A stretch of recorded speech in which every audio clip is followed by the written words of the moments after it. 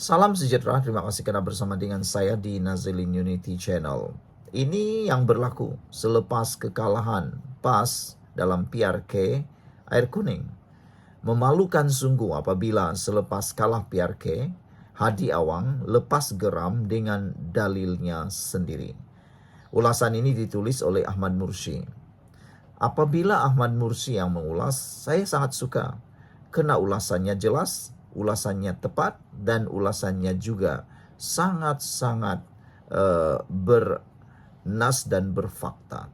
Oleh sebab itu dengarkan ulasan, mengapa beliau kata selepas kalah PRK, Hadi Awang lepas geram dengan dalilnya sendiri. Lebih tepat lagi sepatutnya kata netizen, Hadi Awang perlulah letak jawatan sebagai Presiden PAS.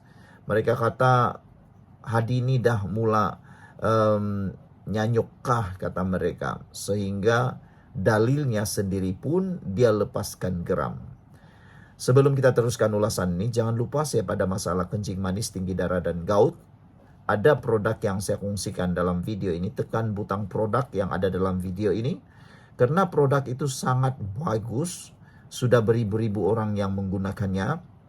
Dan mereka kata sangat baik, menyembuhkan gout, tinggi darah, kencing manis, membantu sembuh. Dan paling penting ianya lulus KKM, halal, dan juga murah.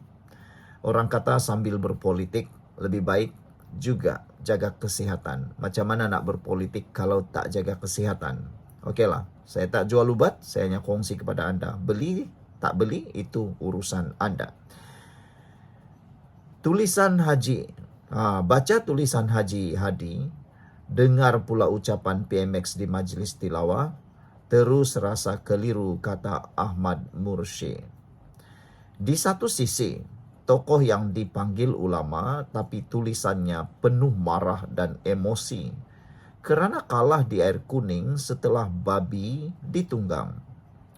Di satu sisi lagi, pemimpin negara yang sering dilabel buruk oleh penyokong PAS, tapi ucapan nasihatnya penuh hikmah, tenang dan menjaga akhlak. Bila PAS kalah, Hadi segera tuduh pengundi tak istiqamah dengan Islam. Waktu PAS DAP satu kem, sibuk juga Hadi mempersuci DAP. Berpelukan, genggam tangan erat-erat macam tak mahu lepas. Semuanya ada rekod. Sekarang, Haji Hadi tafsir agama secara sempit, mengelirukan, disulami dengan ayat-ayat Al-Quran untuk menyalahkan DAP dan abaikan sekutunya gerakan. Haji Hadi salahkan DAP perihal ternakan babi di Perak.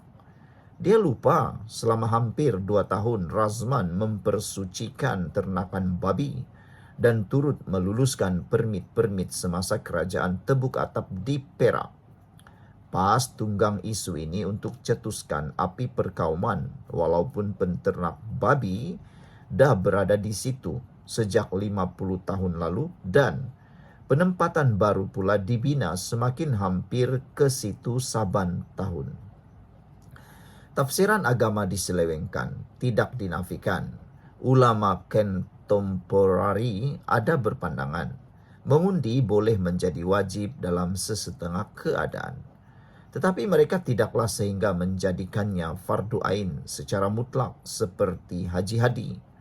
Apatah lagi tiada dalil mewajibkan undi PAS seperti cuba digambarkan.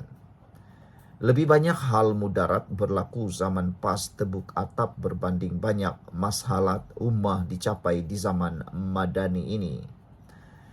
Bila Haji Hadi kata PAS boleh berpakat dengan bukan Islam dan lantik mereka dalam hal yang tidak berkait dengan dasar Islam atau Wizarah Al-Tanfiq, dia gunakan istilah itu dengan tidak sepenuhnya benar. Ulama klasik seperti Al-Mawardi perkenal istilah Wizarah Al-Tanfiq pelaksana dan Wizarah Al-Tafwid pembuat dasar. Bukan semata-mata berkait dasar Islam tetapi dalam perkara yang lebih luas sesuai dengan kerajaan Abbasiyah ketika itu yang dipimpin oleh umat Islam secara mutlak. Ironinya, zaman Haji Hadi Tebuk Atap, ramai menteri bukan Islam turut dilantik. Wei Ka Siong, Saravanan, Maximus Ongkili, Barubian, dan lain-lain. Mereka bukan pelaksana teknikal al-tanfiz. Mereka menteri penuh yang buat dasar bersama dalam kabinet, gubal dasar kementerian masing-masing, dan buat rang undang-undang. Jadi hentikanlah menyelewengkan istilah fake klasik untuk menipu umat Islam yang tidak mendalami bidang itu semata-mata kerana politik sempit. Padahal konteks realiti negara telah berubah dengan wujudnya pelembagaan dan sistem demokrasi dalam masyarakat majmuk. Begitu juga Hadi menolak DAP tetapi menerima gerakan dan MCA. Kononnya berpandukan ayat 9 surah Al-Mumtahanah, larangan kerjasama. Hairannya dia mengabaikan ayat 8 sebelumnya bahwa Allah tidak melarang kita berbuat baik dan berlaku adil kepada orang-orang yang prasyaratnya tidak memerangi kamu kerana agama, tidak mengeluarkan kamu dari kampung halaman. Tiada parti politik di Malaysia yang perangi umat Islam kerana agama atau halau dari tanah air, sama ada DAP, MCA atau gerakan. Seharusnya Haji Hadi perlu lebih jujur dengan ilmunya tanpa membuat tafsiran agama yang terpilih dengan mengambil satu ayat dan meninggalkan ayat lain. Haji Hadi kerap menuduh UMNO itu sekular. Dalam masa sama, PAS masih bermimpi untuk berpakat dengan UMNO. Tuduhan dan label seperti ini kepada lawan politik dah berlaku sejak 40 tahun Haji Hadi terlibat dengan politik.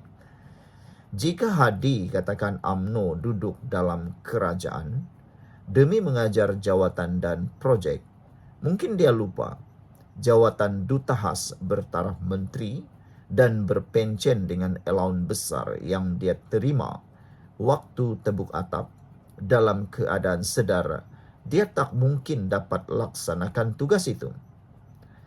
Haji Hadi juga membawa nada takfiri halus yang sinonim dengan kaedah politik Awarij apabila menganggap penyokong PH UMNO tidak faham Islam, bertujuan menghina umat Islam yang tidak sehaluan dengan PAS.